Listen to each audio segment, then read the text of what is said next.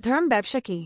ধর্ম ব্যবসা বলতে সেই কর্মকাণ্ডকে বোঝানো হয় যেখানে ধর্মকে ব্যবহার করে আর্থিক বা পার্থিব স্বার্থ হাসিল করা হয়। ইসলাম একটি পবিত্র জীবন ব্যবস্থা যেখানে আল্লাহর সন্তুষ্টি অর্জনের জন্য কাজ করার নির্দেশনা দেওয়া হয়েছে। কিন্তু যখন কেউ ধর্মীয় জ্ঞান, আমল বা শিক্ষা ব্যবহার করে ব্যক্তিগত স্বার্থে সম্পদ উপার্জন করে তখন তা ধর্ম ব্যবসার অন্তর্ভুক্ত হয়। ইসলামে ধর্ম ব্যবসার বিভিন্ন রূপ, নিচে কয়েকটি সাধারণ ধর্ম ব্যবসার দৃষ্টান্ত উল্লেখ করা হল। ১. ইমামতি করে বেতন গ্রহণ করা। অনেকে মসজিদের ইমামতির জন্য নির্দিষ্ট বেতন নেন। যদিও ইমামের প্রয়োজন মসজিদ পরিচালনার জন্য, তবে এটিকে পেশা বানিয়ে নেওয়া এবং ধর্মীয় কাজের বিনিময়ে দুনিয়াবি লেনদেন করা ধর্ম ব্যবসা। ২. ওয়াজ মাহফিল করে মোটা অঙ্কের টাকা গ্রহণ করা। অনেক বক্তা ইসলামের শিক্ষা প্রচারের নামে লক্ষ লক্ষ টাকা দাবি করেন এবং বিশেষ সুবিধা ছাড়া ওয়াজ করতে যান না। ইসলামের দাওয়াত দেওয়া একটি ইবাদত, এটিকে ব্যবসায় পরিণত করা ধর্ম ব্যবসার বড় উদাহরণ। ৩. তাবিজ বিক্রি করে উপার্জন করা। অনেক ব্যক্তি ধর্মীয় আচার অনুষ্ঠান বা তাবিজ বিক্রির মাধ্যমে সাধারণ মানুষের সরলতাকে কাজে লাগিয়ে ব্যবসা করেন, যা ইসলামে কঠোরভাবে নিষিদ্ধ। ৪. মাজার, পীরমুরিদ প্রথার মাধ্যমে টাকা সংগ্রহ। অনেক পীর বা ধর্মীয় নেতা অনুসারীদের কাছ থেকে নানাভাবে দান চাঁদা সংগ্রহ করেন এবং নিজেদের আধ্যাত্মিক শক্তির অপব্যবহার করে টাকা কামান।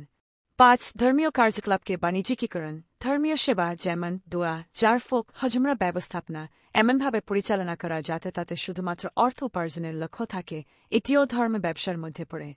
ধর্ম ব্যবসার ফলে ইসলামের ক্ষতি। ১. সত্য ধর্মীয় জ্ঞান বিকৃত হয়। ধর্ম ব্যবসায়ীরা অনেক সময় ইসলামের মূল শিক্ষাকে বিকৃত করে নিজেদের স্বার্থ হাসিল করেন। ২. গরিব ও সাধারণ মানুষ প্রতারিত হয়। অনেকে দোয়া, তাবিজ বা বিশেষ ক্ষমতার আশ্বাস দিয়ে সাধারণ মানুষের কষ্টার্জিত অর্থ হাতিয়ে নেয়। ৩. ইসলামের পবিত্রতা নষ্ট হয়। যখন ধর্মের প্রচারকরা অর্থলোভী হয়ে ওঠেন তখন ইসলাম মানুষের কাছে অবিশ্বাস্য হয়ে ওঠে। ৪. অসৎ ব্যক্তিরা ধর্মীয় স্থানে আধিপত্য বিস্তার করে।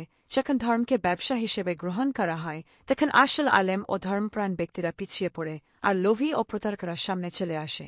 ৫. ইসলামের বিরুদ্ধে অপপ্রচার বাড়ে। অমুসলিমরা এবং ইসলামের শত্রুরা সুযোগ নেয় যে ইসলামের নেতারা অর্থলোভী এবং স্বার্থপর। ধর্ম ব্যবসায়ীদের জন্য আল্লাহর শাস্তি। ১. আল্লাহর আয়াত বিক্রির শাস্তি। যারা আল্লাহর সাথে কৃত অঙ্গীকার ও তাদের শপথ স্বল্প মূল্যে বিক্রি করে তাদের জন্য আখিরাতে কোনো অংশ নেই। আল্লাহ কিয়ামতের দিন তাদের সাথে কথা বলবেন না, তাদের দিকে তাকাবেন না এবং তাদের পবিত্র করবেন না। তাদের জন্য রয়েছে কঠিন শাস্তি। সূরা আলে ইমরান ৭:৭। ২. দুনিয়ায় ধ্বংস এবং লাঞ্ছনার শাস্তি। অতঃপর তাদের দুর্ভাগ। যারা নিজ হাতে কিতাব লিখে তারপর বলে এটা আল্লাহর পক্ষ থেকে, যাতে তারা এর বিনিময়ে স্বল্প মূল্যে কিছু পেতে পারে। তাদের হাত যা লিখেছে তার জন্য দুর্ভাগ, আর তারা যা অর্জন করেছে তার জন্য দুর্ভাগ। সূরা বাকারা ৭:৯। ৩. ইসলামকে বিকৃত করে যারা ব্যবসা করে তারা জাহান্নামে যাবে। যারা কুফরি করে এবং আল্লাহর পথে বাধা সৃষ্টি করে তাদের কর্মসমূহ তিনি আল্লাহ নিষ্ফল করে দেন। সূরা মুহাম্মদ ১:৪। সুদখোর এবং প্রতারকদের মতো শাস্তি। যারা মানুষকে সত্য ধর্ম থেকে দূরে সরিয়ে মিথ্যা প্রচার করে এবং নিজে লাভবান হয় তারা যেন দুনিয়াতে ধ্বংসপ্রাপ্ত হয় এবং আখিরাতে কঠিন শাস্তি পায়। উপসংহার: ইসলাম একটি পবিত্র ধর্ম যেখানে ধর্মীয় দায়িত্ব পালনের বিনিময়ে দুনিয়াবি লাভের চিন্তা করা নিষিদ্ধ। আল্লাহর সন্তুষ্টির জন্য কাজ করা উচিত, অর্থের জন্য নয়।